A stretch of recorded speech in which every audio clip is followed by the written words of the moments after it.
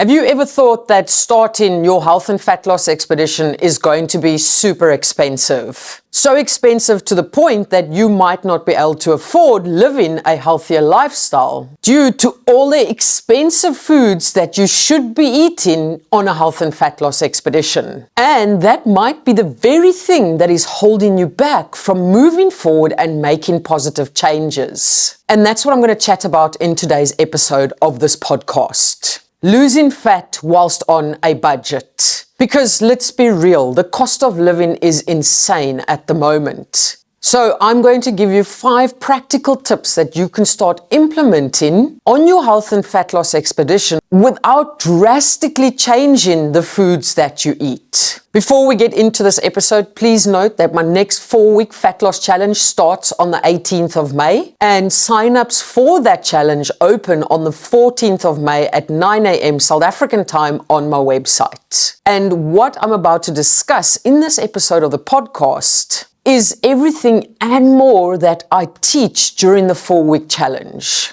And I can assure you now, during the 4-week challenge, you will have multiple penny drop moments, and those moments are going to help you implement, and that implementation is going to help you progress. Now, let's get into it. I'm sure online, on social media, you've seen loads of social media influencers or loads of recipes that involve salmon and avo and nuts and coconut oil and everything that is just ridiculously expensive. You know, when you get all excited and you purchase a generic meal plan, maybe for 21 days, all of a sudden you open that meal plan and you have a look and you're like, oh my goodness. Salmon, avocado, nuts, and everything else from Woolies that is exceptionally expensive. And then you start thinking to yourself, how am I going to afford all this food?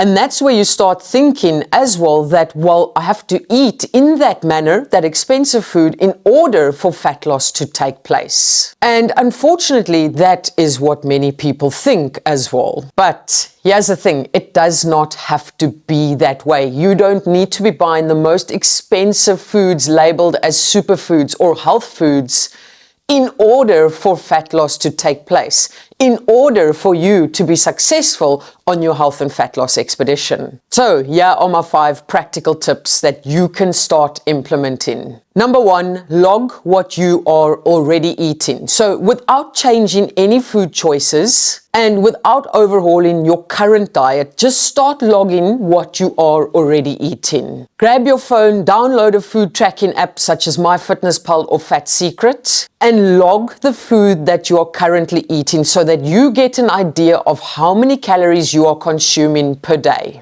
Because I can tell you now, most people assume that they need total different foods or a total different diet, but what you really need is awareness to your calorie intake. And that awareness you get by logging your calories, by logging your foods. And what you might find is once you have calculated your calorie goal, let's say, for example, your daily calorie goal is 1,800 calories, and you start logging the foods that you're currently eating, you might find that you are on 2,500 calories per day. Now you know that you need to reduce the amount of calories that you're eating by X amount to get you down to your calorie goal. And that will bring me to practical tip number 2. Eat what is in your house before you go out and do a massive shop. Because I know most of you will be thinking, oh, I'm starting my health and fat loss expedition tomorrow. I have to go and buy X, Y, and Z because it's labeled as healthy foods and I need that healthy food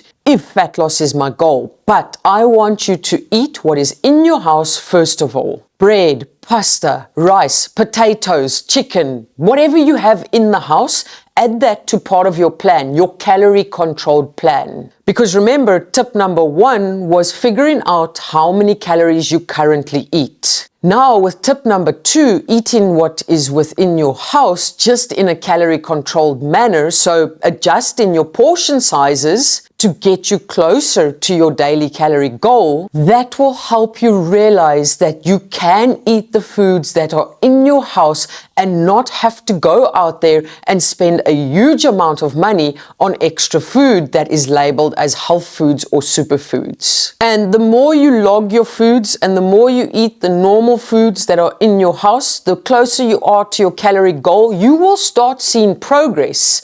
And that is where your mind starts putting two and two together. And you're like, oh, it's not about the specific food that you're eating, but more about you being closer to your calorie goal that makes a difference. And that is also where you realize that it doesn't have to be super expensive. Tip number 3 is make small tweaks instead of expensive swaps. So if you usually eat chicken, continue eating chicken instead of going to buy salmon. But the tweak that you can make is maybe eat a chicken breast instead of a chicken drumstick, for example, or use less cooking oil. Or another tweak is to eat smaller portion sizes. Here's the crazy thing. You could be eating the exact same meal as what you were previously, but just lower the quantities that you're eating, meaning having a smaller portion size, and that on its own could already start bringing you fat loss results, purely because you are consuming less calories. Tip number 4 is prioritize less expensive fill-in meals. You don't need to be eating steak and salmon and shrimp and cottage cheese every single day of your life. If you're in South Africa, go down to Food Lovers Market and buy some of their 3 for 2 specials or whatever specials they are running at that time. Potatoes, vegetables, oats, eggs, chicken portions, frozen veg, things that are on special, buy that. And again, I'll place emphasis on your vegetables that are on special, because those can be used as a filler when it comes to your meals. A very cost-effective filler.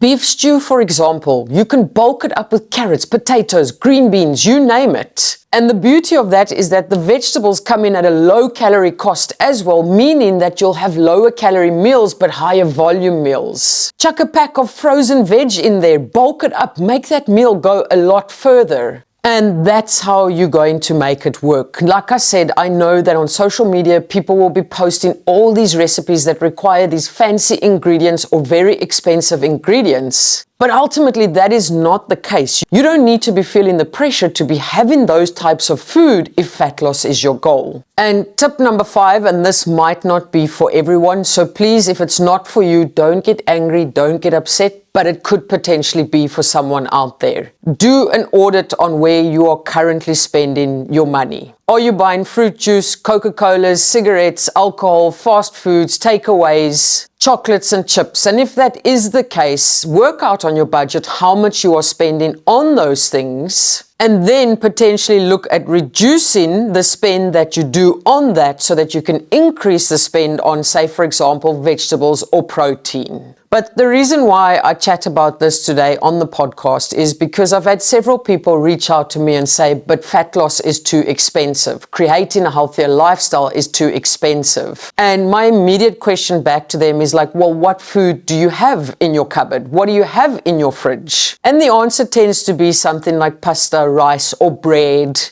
because it is the most cost effective. And I'm like, well, you can still lose fat by incorporating that into your plan. And majority of them come back shocked and no, it can't be, because in the past I've purchased a meal plan and it had none of those things on. And then I'm just like, well, then you need to learn how to create your own meal plan so that you can include the foods that you are already eating, with some minor tweaks and changes here and there, because there will need to be those tweaks. But like I said, you don't need a massive overhaul, and you also don't need to be having separate meals to what your family are having every single day. Of course, if they are eating pizza and chips and takeaways for the meals every single day, you are going to need to look at making changes. But if there are things like spaghetti bolognese on the menu for your family this evening, you can indeed have that as part of your calorie controlled plan. Maybe add a side salad or add some vegetables to reduce the portion size of the spaghetti, for example. But you can absolutely incorporate those things into your plan. Here's the thing, even if you can only afford to eat bread, you can still lose fat if you are in a calorie deficit. If the bread that you are eating is calorie controlled, fat loss can still take place. Now, I would strongly advise that we don't only eat bread, because this is about creating a healthier lifestyle and you want to look at getting all food groups into your plan. I just use that as an example to let you know that you don't need to be eating salmon and cottage cheese and steak and beef fillet steaks and whatever else you've been told. You can absolutely make what you have work with a couple of minor tweaks and changes here and there. And like I said, if you need any help with this or you need guidance with this, this is exactly what I teach on my 4-week fat loss challenge. Sustainability, how to create your own meal plans with what you've currently got, how to make those tweaks and those changes, and how not to do a total drastic change to your life that isn't sustainable, but instead focus on where you are currently at and making small tweaks and changes to bring you that progress over time. I'll leave a link in the caption to where you can find out more about my next 4-week fat loss challenge. On that note, I'm going to love and leave you like I usually do. Keep smiling, keep laughing, and keep being kind to one another. Much love, your friend who even has a recipe ebook labeled as Not Cuck Fancy Recipes, Mandy.